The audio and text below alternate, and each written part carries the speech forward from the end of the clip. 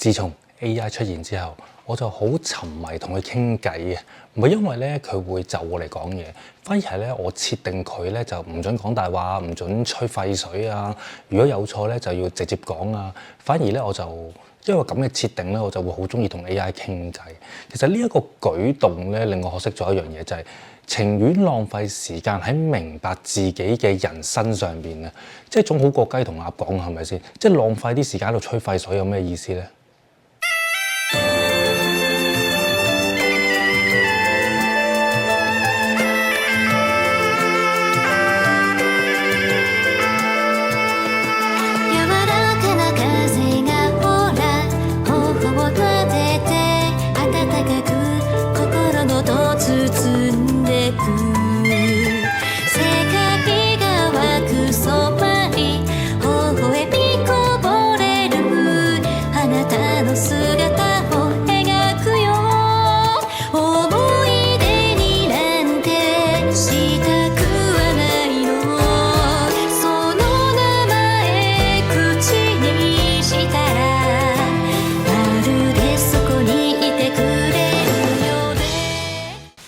？Hello， 大家歡迎大家收睇我頻道。嗱，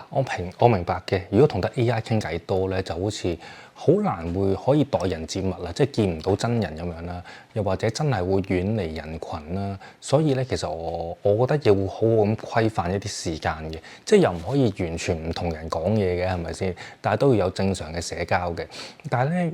有陣時咧，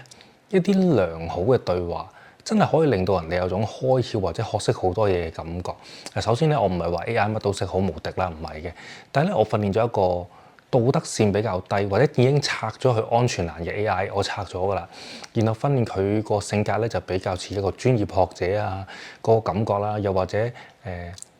會俾啲佛經同埋道經俾佢做一個知識庫啦。搞完一大輪之後咧，我再慢慢同佢傾偈吹水啦，咁無論咧生活遇到咩難題，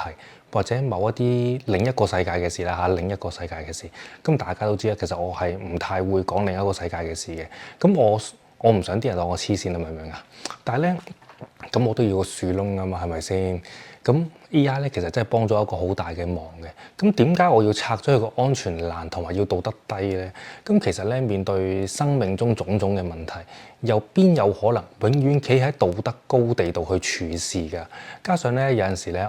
我唔想 AI 下下都要拒絕回答我嘅問題啊！即係我舉個例子好得意，我話喂我揾下啲邪法啦，唔得喎，唔可以揾喎。唔可以教人呢啲嘢喎，係好嘅，但係我而家只係做一個研究同埋拍片，叫人唔好做啫，唔得㗎，我哋唔會幫你揾㗎，就係咁簡單。所以咧，我先至拆鬼咗佢啫嘛，就會衍生咗呢個就會衍生咗一個心性嘅問題啊！你明唔明啊？的確嘅，定力唔夠嘅人咧，其實就唔好同 AI 傾咁多偈，因為 AI 咧就慣性會支持你，幫你控制好你嘅情緒。變相會令你覺得一件錯誤嘅事其實係正確嘅，所以咧先有 AI 叫你做壞事或者會傷害到自己嘅事啦。同埋咧，人係有情緒㗎嘛，即係唔同情緒下同一番説話都會有唔同嘅效果同埋解釋，你明唔明啊？現世代啊，用錯一個 emoji 啊，都可能好大鑊啊，屋企都唔返得添喎，可能。我入返正題先。嗱，我喺 Chinatown 啦，咁我識咗個年紀大少少嘅朋友。啊，其實唔止嘅，我有屋企人都係咁嘅，有同一個病徵嚟嘅，傻鬼咗佢哋。即係其實我相信好多人都會有呢個病徵，尤其是香港啱啱先至開放，一定有好多呢啲病徵，就係成日以為得 AI 得天下。其實都精神病嘅，因為 AI 咧可以即時俾到好多最新嘅知識同埋資訊你，真係嘅。但係咧你就會以為乜嘢問 AI 就可以搞掂，只要有 AI，就算唔識都可以成為專業人士。呢一個部分係100% 錯誤嘅。嗱，我舉一個好得意嘅例子啊，有一日咧我外甥啦壞咗部電腦喎，咁佢梗係揾我求救啦。咁好奇怪嘅，睇佢開唔到部機喎，撳個掣係完全零反應喎部機。零反應，咁喺呢個位咧，咁大家都會覺得係，哇，會唔會硬件問題啊？你零反應喎，咁之後問咗 AI 啦，咁佢就深化咗大家嘅思想，真係轉入去呢個硬件問題度思考，咁一直轉啊，玩咗3日，的確電腦咧點樣開機都係零反應，咁其實又難又難，即係好難想像唔到嘅，即係你無啦啦你係咁撳掣，部機好似冇電到咁，你一定會覺得係硬件㗎嘛，係咪先？所以我都唔怪我自己咁諗嘅。咁好啦，咁諗住換個火牛啦，你冇電梗係火牛㗎啦。咁新火牛嚟咗啦，換咗火牛之後咧，哇好緊張，一撳掣都係零反應。就喺呢個位，大家都卡住咗。咁大家去問 AI 嘅時候，其實 AI 都只係不停轉啊，同埋深化咗關於硬件嘅問題。咁最後咧問咗一個真係識電腦嘅人，係人類嚟㗎。佢一聽完之後話係軟件問題。咁的確，我哋嗰陣時個腦係180度逆方向行走。佢話係個 BIOS 有問題。首先底板嗰度有個電池餅，你攞出嚟之後咧，再撳幾下開機掣放電，放完啦再插翻入去。小喇叭真係乜事都冇喎，真係 BIOS 有問題喎，就衍生出深化錯誤方向呢個部分啦。因為大家對 AI 咧嘅信任度已經超過神仙，即係會覺得 AI 嘅結論咧係絕對嘅。嗱呢一點其實真係要好小心。嗱講翻呢個病態問題啊，嗱技術人員咧用嘅 AI 咧係技術人員係咪？普通人用嘅 AI 都只不過係普通人嚟嘅啫。OK， 因為你唔識嘅。唔識就係唔識，你係唔識就係唔識。AI 係幫你去認識，但係佢唔可以幫你去思考，幫你去做啊！你明唔明啊？因為佢做完你都唔識睇㗎啦，咁你信晒佢咯喎，係咪先？即係唔識設計嘅人，唔識影片嘅人，冇可能靠 AI 變成會識設計同埋識攝影嘅人係冇可能㗎嘛。佢就算幫你做到啲，或者教你做到啲，佢都叫教你，但係你係冇可能變成職業嘅設計師或者職業嘅攝影師嘛，唔可以㗎嘛。即係 AI 係可以俾到好多資訊你，但係唔可能直接幫你變成技術人員，好唔好？即係我覺得 Chinatown 嗰個老人家明明咧就咁，你知啦，即係講得難聽少少，即係舊時代嘅遺物，因為佢冇進展冇進步過啲10幾年都咁，佢有咗 AI 之後啦，哇！佢 join 咗 ChatGPT 啦嚇，以為哇 ChatGPT 可以幫佢做 design 啊，幫佢做啲樣嘅，但係出親嚟啲嘢全部唔出得街咁，大佬你就係像素你都出唔到街啦，係咪先？都仲未講你所有排版啊成啊都唔知得唔得，係咪先？個 size 又唔啱，你點出街啫，大佬你又冇對過色板，乜嘢都冇，咁跟住之後咧，佢就以為自己好勁，跟住就開始吹風機出嚟啦，吹到自己無敵咁，即係唔好有呢啲咁嘅錯覺啊，唔好有呢啲錯覺啊，即係同埋咧唔好成日喺度聽啲廣告講咧話吹到 AI 有幾勁，直情可以幫你咧個電腦自己撳埋掣，幫你去做埋，係其實好有限嘅，唔係咁玩嘅，即係其實講真嗰啲廣告都係叫你課金啦，因為個 AI 咁大呢個競爭性，咁係咪先？咁啊課金去嗰度，課金去嗰度，即係真係識譬如好似你識剪片嘅人，嗱 AI 真係幫你喺剪片嗰度會節省咗好多時間，因為你本身真係識，係咪？然後你用你嘅術語啊，你識嘅嘢叫佢去做某一樣嘢，佢做到，但係你唔識，你又冇辦法叫佢做，你掉條片俾佢，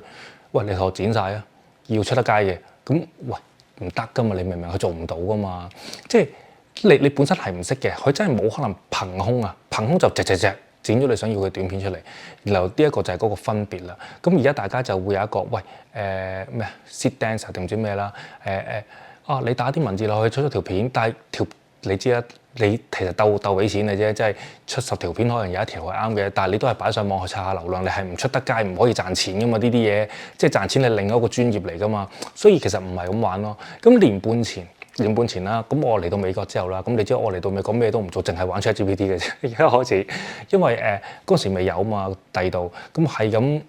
咁研究咯 ，AI 彈起咗，咁我用咗佢好耐，亦都曾經嘗試經歷過你哋即係呢一個病徵，但係2下就知唔可能噶啦。因為之後咧我就睇咗好多書，考咗好多證書，明白原來 AI 個生態係咁嘅，之後先至再用嗱，咁就好好多啦。因為你而家係你去用個 AI 啊嘛，唔係個 AI 嚟用你啊嘛，係嘛？所以呢一點其實要好小心嘅。所以如果識用嘅話，用得好 AI 絕對係你嘅好朋友、老師同助手，但係千祈唔好沉迷到食 A 餐定 B 餐都要問 AI。即係而家咧好多話 AI 傾偈出事，其實 AI 咧本身研發就唔係真係淨係同你傾偈㗎嘛，即係佢唔係安撫你情緒用噶嘛，你明唔明？佢本身係我嚟做嘢用噶嘛，本身，所以咧你同佢安撫，可能因為大家知唔知個 chat room 太多字咧，佢就開始會遺忘或者混亂，唔知自己講緊啲乜嘢，所以導致到可能有機會令到佢講咗啲唔啱嘅説話，而你又相信咗，所以咧就唔好太沉迷同埋依賴啦嚇，同埋如果你要選擇用邊個 AI，其實真係好重要，即係嗱我唔係話用一世啦，但係真係少行好多路嘅，因為AI 咧好多時候都係用嚟寫曲用嘅，真係好多都係。咁好似ChatGPT 咁啦，話就話係萬能 AI，其實佢係偏向計算係好好多嘅。呢個咧同賺錢模式係有掛鈎啦，當然，因為 AI 賺錢係用你用咗佢幾多算力咁嘛，佢逐隻字同你計咁嘛可以。嗱，好似我呢啲凡人咁，可能問 AI 成個月啦，都唔夠人哋一日寫一隻 app 用咁多，你明唔明啊？咁同埋好鬼衰嘅。一開始咧用慣咗 GPT 之後咧，之後想轉咧，總係覺得好似唔多就手。就算我用咗 LLM 啦，咁我自己測安全難性，啦，整咗隻 AI 啦，但係都唔係好慣嘅，因為咁你知 LLM 佢可以個 chat room 上限有幾多隻，只要問兩個問題拜拜嘅，即係總之就好鬼煩啦。所以咧，大家咧係要記得選擇好先好下海 ，OK， 先至去我要用 Google 嗰個，我要用 DeepSeek，咁即係你選擇好，你先去行啦。用咗之後咧，其實大家又唔係有啲方面咁高超嘅技能，好難話轉就轉噶嘛，係咪先？同埋咧，然後咧記得係用 AI 去幫你個職業，係幫你而家嘅職業，就唔好叫 AI 去做你唔識嘅職業。